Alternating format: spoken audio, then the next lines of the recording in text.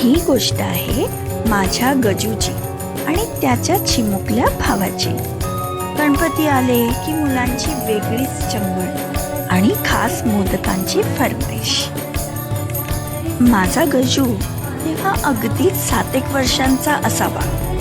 त्याच्या लहान भावाबरोबर कधी शेजारच्या मावशीकडे तर कधी समोरच्या काकूंकडे पोटभर मोदक खाऊन फक्त मुलांचेच काय तर मोठ्यांची सुद्धा नुसती मज्जा.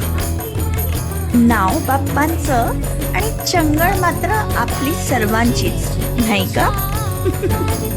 शेजारच्या मावशींकडचा गणपती असो वा काकींकडचा, तयारी मात्र आम्ही एकत्रच करत असो.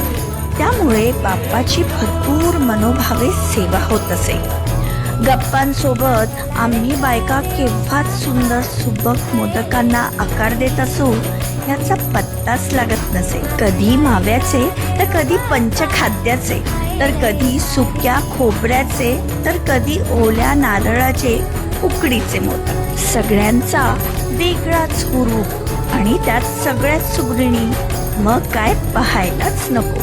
इकडे मावशींकडचे उकडीचे मोदक बनवून घरी आले तर काय, आमच्या गजूने थैमान मांडला होता. अगदी त्याच्या आवडीचे उकडीचे मोदक सुद्धा त्याला नको होते. काही केल्या ऐकेना. आई म्हटल्या, अगं म्हणणं तरी काय आहे त्याचं?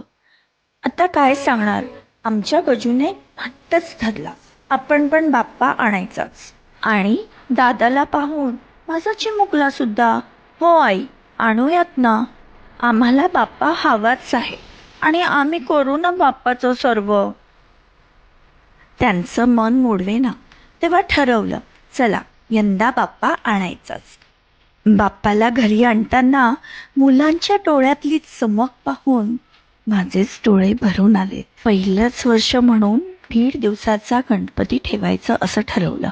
1, 2, 3, 4 गणपतीचा जय जयकार, 5, 6, 7, 8 गणपतीचा पहाट म्हणता म्हणता गणपती चालले गावाला, चैन पडेना आम्हाला म्हणण्याची वेळ येऊन ठेपली. हळूहळू 1.5 दिवसाचा गणपती आता 5 दिवसाचा बसवू लागलो.